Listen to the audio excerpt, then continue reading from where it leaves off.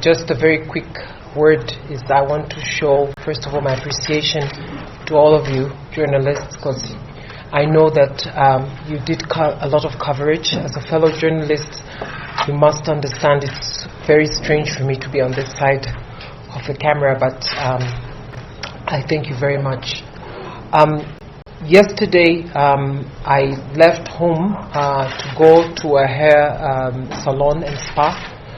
Just to have my hair done, which unfortunately won't be able to see much after the tussle. But once I reached there, I was finishing up when I saw a lady that I noted came in very quickly, was wearing a mask and went out. But I didn't think much of it. One of the things that I did, and usually I do, is I keep in touch with my husband to keep him up to date where I am. So I updated him that I'm about to leave. And I called through the little app, I called a ride. The person arrived but was not able to get inside, and the place was called Chaka Place. So I rushed to the gate to get in, and the driver was trying now to move out of the gateway into the main road of Agwing's Kodek when a black van stopped in front of us, and suddenly, like out of the movie, I saw two individuals coming to both sides of the door, and they were yelling at the driver. I started yelling with the driver. I was telling him, don't open the door, don't open the door. They cannot take me. I was screaming. After that, they managed to open the door and they started dragging me. So one of the things I did is I was really fighting them not to be taken and put into the car. They dragged me. I do recall that I did a lot of kicking because they were trying to pin me down. They managed to lift me into the car, but they were having a problem shutting the car because I was kicking. But I was screaming, I was asking for help. I remember the driver was looking toward what was happening. That his face was the last thing I think that I saw before it shut. Then they tried to cover my face. They were using some form of cloth, and what they were doing is they were putting the cloth on my nose and my mouth, and they were saying that you will not be able to breathe, so you have to shut up. But I was still fighting, and we were moving very fast. Suddenly there was a thud. So while they were trying to cover my head, I saw what now I know is a city hopper. So I just saw a bus, and then I heard shouts, and they were shouting to each other in the car. Then there was in Swahili one said bunduki. So I immediately knew that they have a weapon with them. There was a thud, so I think there was a crash between the city hopper and the vehicle, but because of that I could see, they couldn't cover my face, and that's when I realized I was also in handcuffs. They tightened a lot the handcuffs, they covered my head, and they were looking for the phone.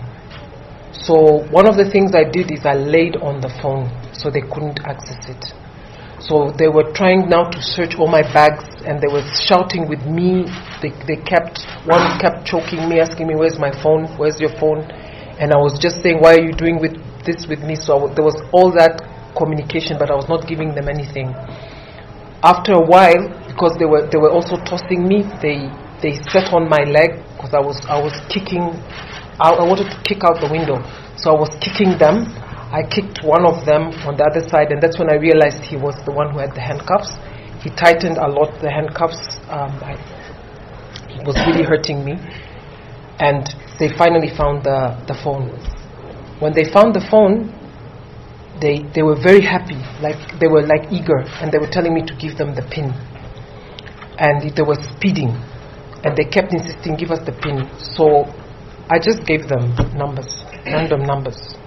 And I couldn't even think straight. So I was just giving them numbers.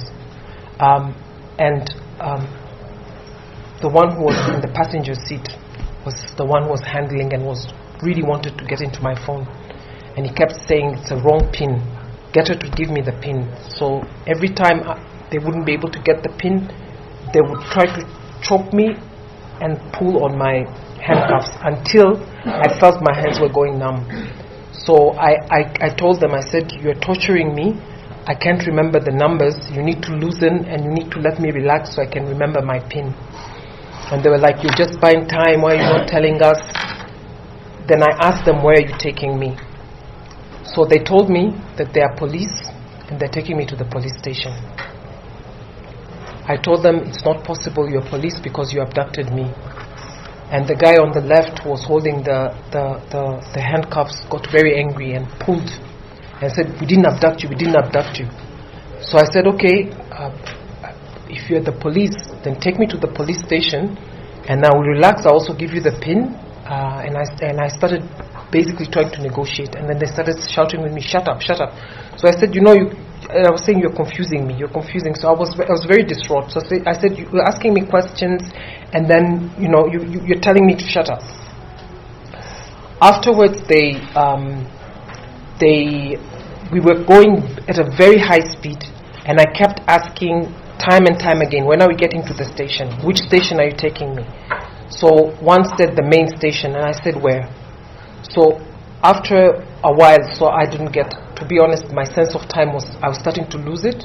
After a while, I said, you're not taking me to the station, are you? They said, no, relax, we're taking you to the station. Then again, I tried, because I felt like there is traffic, I tried to see if I can get out. Again, they tightened my handcuffs again, and they were making me lie down to my right. The guy who was holding me like that, the guy on the other side was holding the handcuff, was pulling my handcuff and sat on my legs. So I was begging them, don't sit on my leg because now you're hurting me and my back. So it was becoming, as we were going, they were becoming more and more rough. So after a while I decided to keep a bit quiet, and I started feeling that we are going on a highway. The reason I say I know it was a highway, the bumps, there are the small bumps, and then afterwards there's a larger bump. So I said, this is a highway, this is some place that is not within the city. So I was telling them, where are you taking me? One of them, the one in front who had my phone, was calling my name, saying Maria, and I didn't react. And he tried to speak to me in Swahili. I was not speaking Swahili. So I kept asking them, why did you take me? Then they said, can you confirm your name? But I didn't give them my name.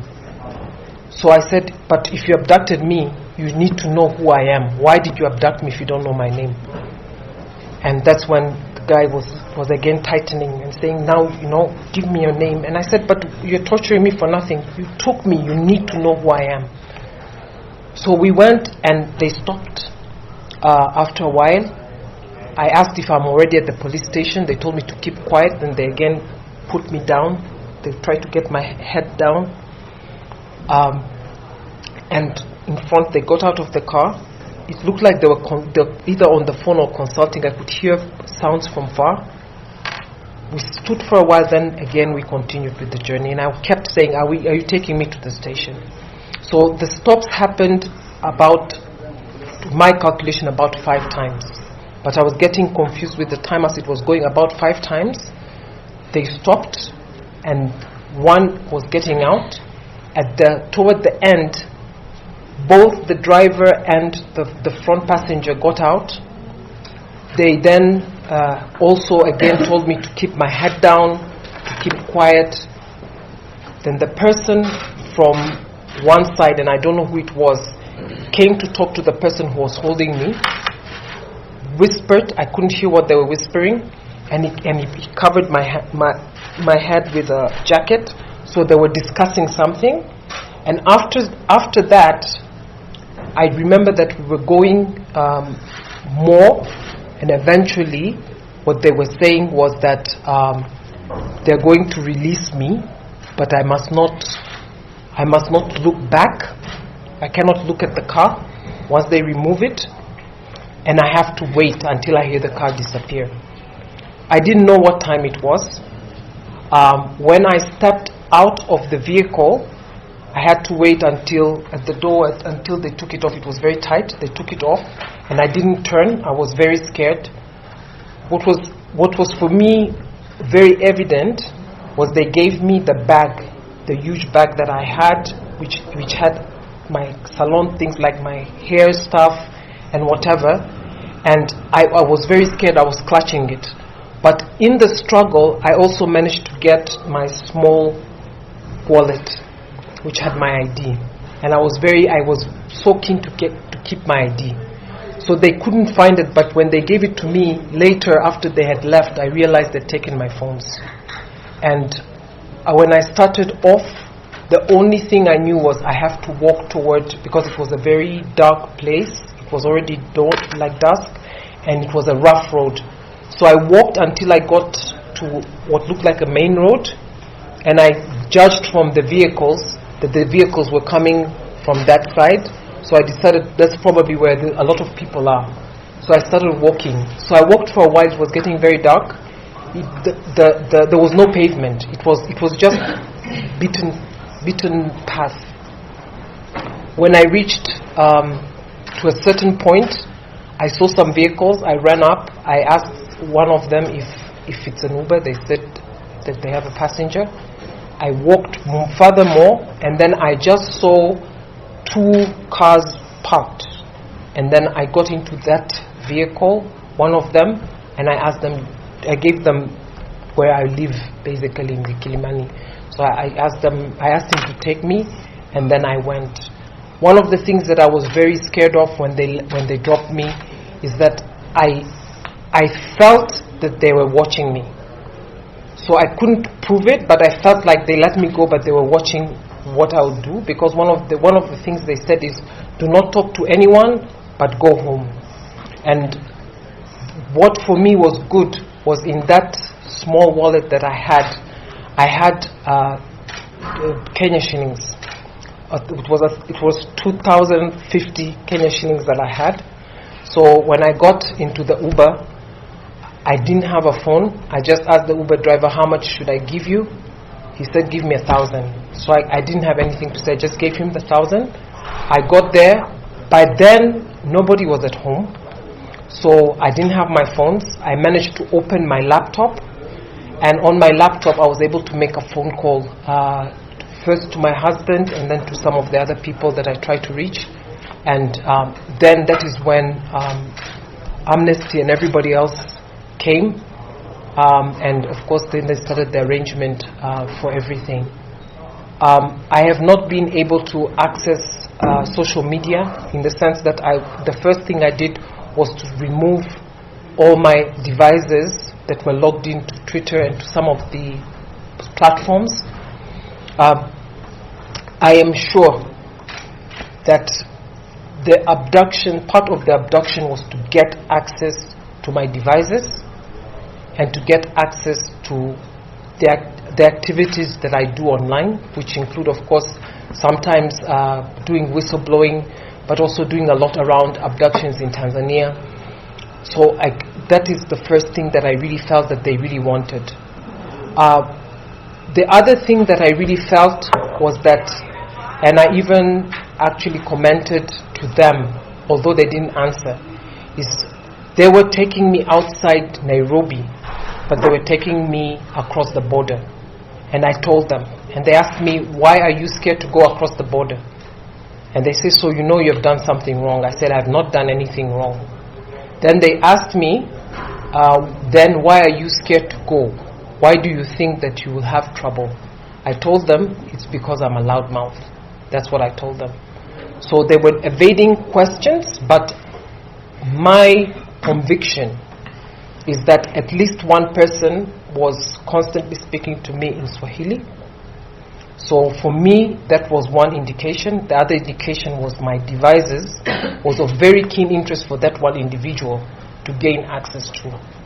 So my conclusion at the end of the day is that this incident is straightforward, an incident that is targeting what I do for Tanzania. And definitely I feel that this could not have been the way it turned out without public pressure. One of the indications that I got was I was asked whether I have a husband. So I immediately knew that there was something that relating to my husband that they suddenly are interested. The other question that I got was, what do I do exactly? But every time I wouldn't answer, I would tell them that when you abducted me, what information did you have about me? And they really didn't like the word abduct. So they kept telling me, we did not abduct you. And I said, that what you're doing is abduction. I didn't get to see their faces. There's one of them, I know that when they were taking me, I looked into his face, but he was wearing a mask and a cap. I saw in his eyes. The others I didn't see. But I think my sense tells me that they were younger, based on the voice and the way they're young, the ones behind, and the ones in front, unfortunately, I've not been able to interact with.